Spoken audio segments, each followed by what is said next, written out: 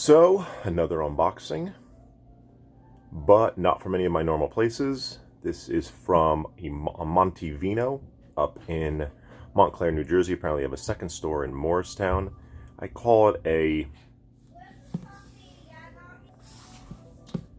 So, Amanti Vino, sort of a specialty wine shop with a lot of wines you just don't find anywhere else, and they don't have any of that standard, I'm gonna call it like macro wine type stuff. There's no mainstream stuff in that store at all, which is just in a great store. I wish it was closer.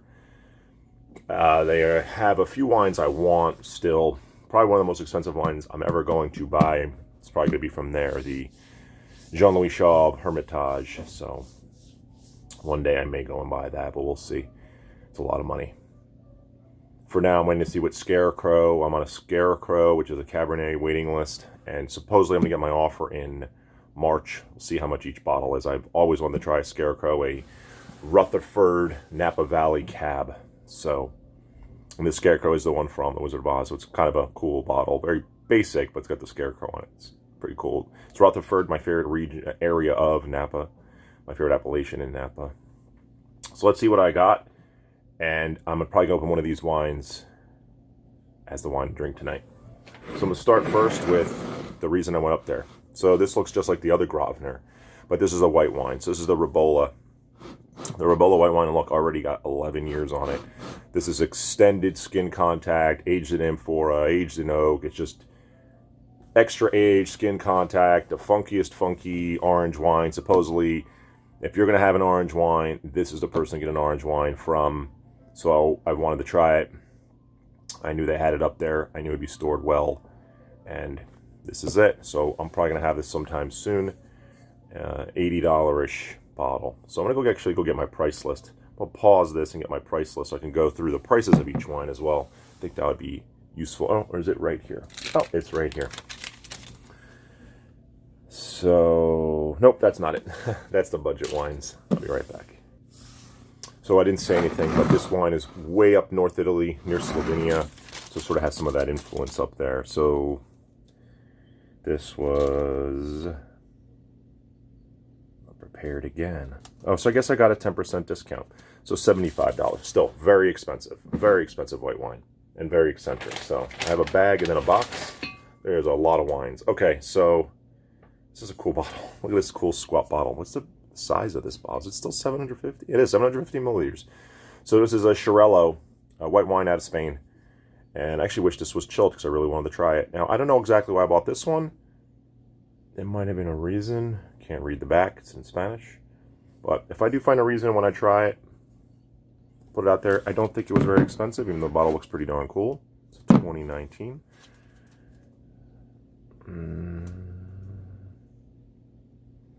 Xarel-lo, where is it on the list? I should cross some of these off as I go through them, huh?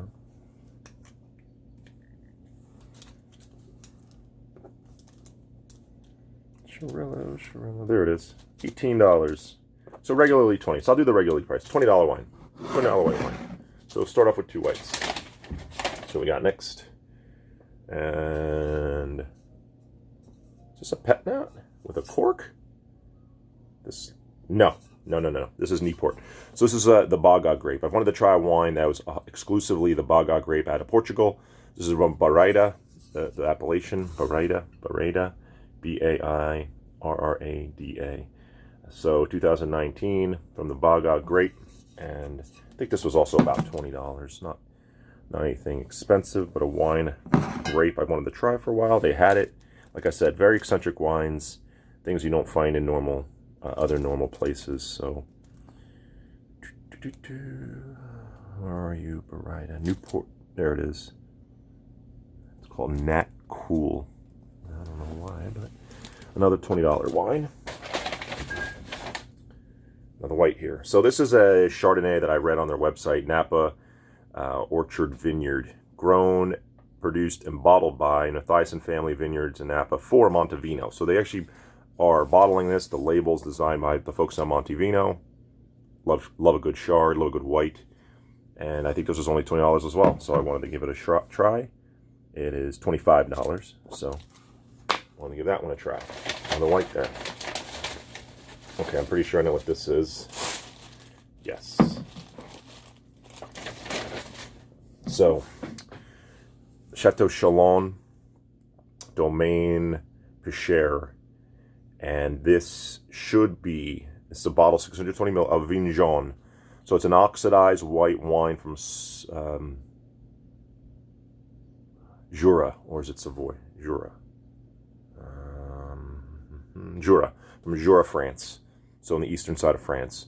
Supposed to be a very unique tasting wine. I've wanted to try one for a long time. This was very expensive, probably the one and only time I'll ever get one. It was $100. So this is 2008. No idea what it's going to really taste like. I expect it's going to be kind of very different, hopefully interesting, hopefully good, you know, so we'll see. But excited to finally find one and buy one. It's been on my wish list for a long time as something different to try, and I love trying things different. Right now, as I was looking through my wines, I'm lacking in some French Bordeaux. So I bought this one from the Medoc, Chateau Scipien, 2016, and whatever it said on over there. So this will be a cab heavy wine. There's no appellation except the Medoc, so Medoc's the left bank. So relatively big area. It's only $23. Hopefully it'll taste pretty good. 2016 is a great vintage out of there, so give it a shot. I need a few more Bordeaux. I really am running very, very low on those. So this is a Ripasso. So I stopped buying Ripassos. I used to buy the Zeneto Ripasso. And Ripasso is the Appassimento style where they pass over the grapes over the Amarone. So they dry out the Amarone grapes, and then whatever's left, they run this wine over it. So they call it the Ripasso Appassimento style technique. And so this is like a baby Amarone. You know, long story short, these are supposed to be like baby Amarones. I've only liked one, the Zenato, and it's gone up to about $28. This one I want to say was $20. It's producer's Buglioni. I figured I'd give another one a shot. Haven't had one in a while. I really do like Amarones, but I do believe you got to spend a little extra money. And I do believe the flavor profiles for Amarones are changing.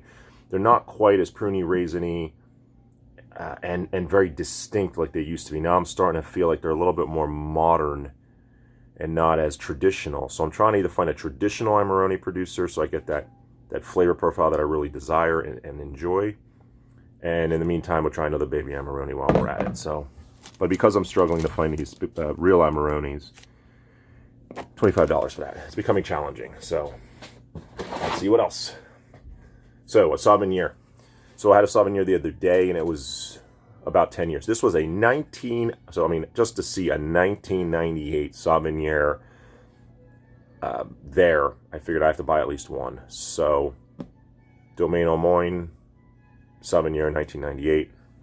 You know, up to be able to buy an aged white at this age of this vintage, this old, I thought was a no-brainer. If it's good, I'll go back and buy more. I don't expect it to be as good as the Clos de Syrah, but so be it. Not many things are when it comes to white wine. Probably my favorite white wine ever.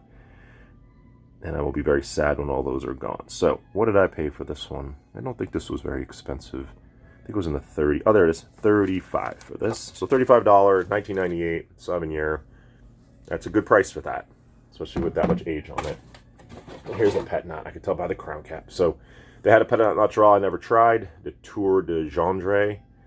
So it's a French one, made from Sauvignon and Chenin. So Sauvignon Blanc, I assume, and Chenin Blanc. And we'll see how it is. So a French one. Out of what region of France does it say? Vin de France. So it could be from anywhere in France. And I like Pet Nats. This one wasn't too expensive either. It's one I never tried. They had it.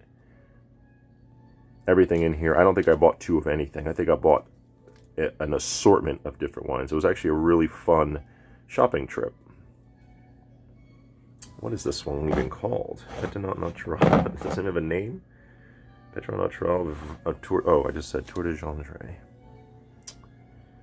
And this one's price, and I know this is taking me some time, but Tour de Gendre, $22. Pretty good price for Pet Nat. We saw that those prices vary all over the place. So, another baby of a type. So, Arnaud de Camprai, I've been drinking these Sagrantinos. I had one the other day, last 2 nights. It's just amazing. One of my favorite red grapes is the Sagrentina grape from Umbria. Very tannic, very big, very flavorful, just awesome all the way around.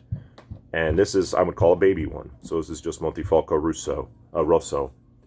I assume there's, so this is actually Sangiovese, 70% Sangiovese, 15% Sagrentina, 15% Merlot. So it'll be interesting to try this. Just, you know, sort of a blend of Tuscany and Umbria and all in one, more Tuscany-ish because of the Sangiovese, but cool wine. I think it's about 20 bucks. Great producer. I know that producer's awesome.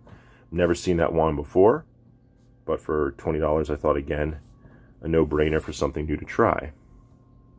And it could be really good, and then I don't have to spend all the money on the Sagrentinos, although I don't suspect it's going to be anywhere near the other one. Some interruptions tonight. So this was $20. A lot of $20 wines. And well, you saw that there's a few expensive ones. I think I got a few more expensive ones coming. So Etna, Mount Etna, Sicily. A wine, but not Benanti, Etna Rosso. So 2017. This one is Nerello Mascalese, 80%, which is the primary red grape, and then Nerello Cappuccio for 20%. So a blend of the two most popular red grapes in Etna. And I do like the Mount Etna wines. I've said in the past, they're like a cross between Pinot Noir and Nebbiolo. So it's pretty cool. Whole lot of interruptions today. That's the Etna Rosso. So that's $30. So a little bit more money for that Etna Rosso. So I'm expecting good things from that. I did find that the $20 range sort of tastes like a $20 range, but still very high quality for $20.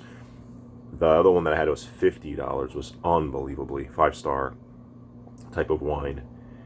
We'll see. Hopefully this is 4.5, something like that. Okay, so I talked at the beginning of this video about Jean-Louis Chauve Hermitage. So there's the really expensive one, like the Hermitage from Jean-Louis Chauve, and it's $350. So if you want the best Syrah in the world, Northern Rhone, it's got the rusticity, it's got the longevity, it's the best. And if you want the best, you go to Jean-Louis Chauve. He makes the best Hermitage Syrah in the world. So if you want the best of something for $350, you can get the best Syrah in the whole world, and that wine can age for as long as you want. So it's not often that for $350 you can get the best of anything. So I know that is a lot of money. I didn't buy it. I bought all these other wines, but I did see it there. And I told the guy to keep it warm, or he said, he made his joke, keep it cold, keep it in the cellar there for me. But this is another one from Jean-Louis Chauve. Jean-Louis Chauve's selection. He has a number of different wines. I am on the search to get some more of those because all the ones I've had are fantastic and a lot less expensive. So this is a little bit more money. The Farcanet, 2016, an amazing vintage in the Northern Rhone. Amazing, amazing, amazing. So this one, I think, was another one of the reasons I went up there. And I'm pretty sure it was $80. And it is $89. $89 for a Farcanet. So that'll be awesome to have. And that could go a long, long time. So Chocolat, it's a sort of a frizzante. So semi-sparkling Spanish white. Haven't had one of these in a long, long time. They had one there. I saw it on their website. I was doing my shopping the night before. Low alcohol. It'd be cool. Haven't had one of these in a really long time, so I think it'd be a good, fun wine to have, certainly with certain foods. And I'm all about sparkling lately, for sure. So a semi-sparkling like that for $17, no brainer. Next wine. So I also haven't had a South African red in a while. So Stellenbosch probably being my favorite region down there for the Cab Merlots. It's sort of the Bordeaux varietals do really well in South Africa, in Stellenbosch, the appellation. This is called the Boschkloof.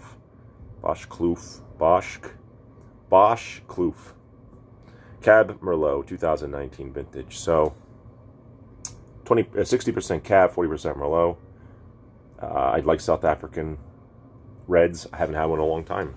I can't remember the last time I had one. So again, talking $20. Place that specializes in wine.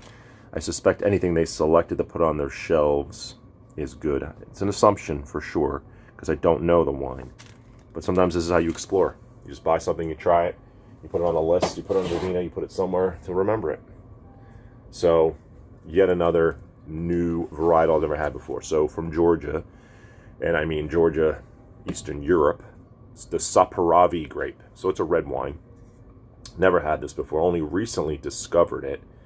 So they had one there, and I figured again, if they're going to have one there, I would give it a shot. So we'll see how it'll be.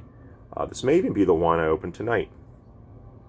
Maybe I will, actually. I'll put it to the side. I'm opening that in a few minutes. At least I think I'm going to open that one. I don't want maybe the no roast, so no. We'll go with the Saperavi and see how it is. And I'm pretty sure that one was also $20. Yes. Okay.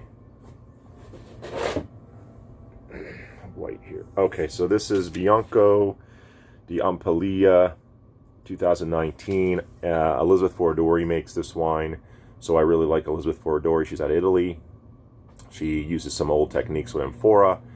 I read about this wine let's see, I think this is sort of on the take of a an orange wine.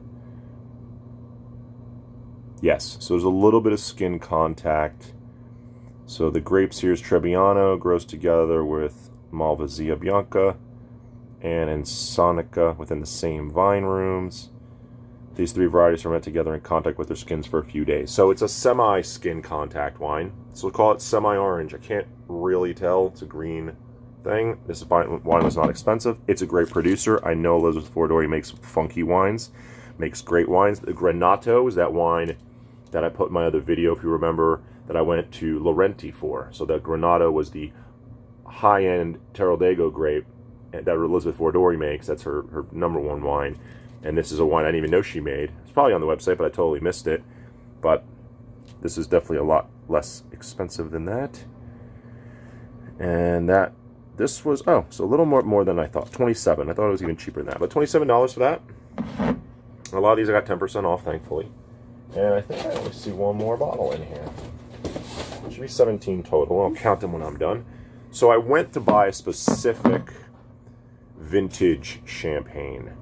So I wanted it from France, so from Champagne, France. I wanted it to be vintage. So when they put the vintage year on it, they have certain aging rules. They're aged more. I just believe the complexity of vintage champagne is far superior than any other sparkling wine in the world.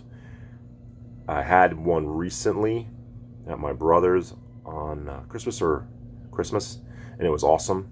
Le Grandin from Bollinger, and it was amazing. I mean, it's just so good. And I said, I wasn't going to go buy that one, but I was going to spend a few bucks and get one that they had there. It was called Baresh. They didn't have any left, so I asked if there was another. And I didn't want one that was made from Pinot Noir grapes, so champagne's typically made from 3 different grapes: Chardonnay, Pinot Noir, Pinot Meunier.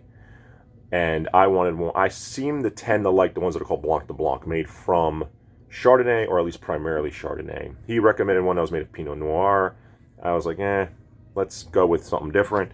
He then recommended this Pascal Agrapart. It's not a great vintage, supposedly, the year in Champagne. So this is vintage 2014. At least I think so. Don't know why it doesn't say it right on the front there. It says vintage 2014 in the back.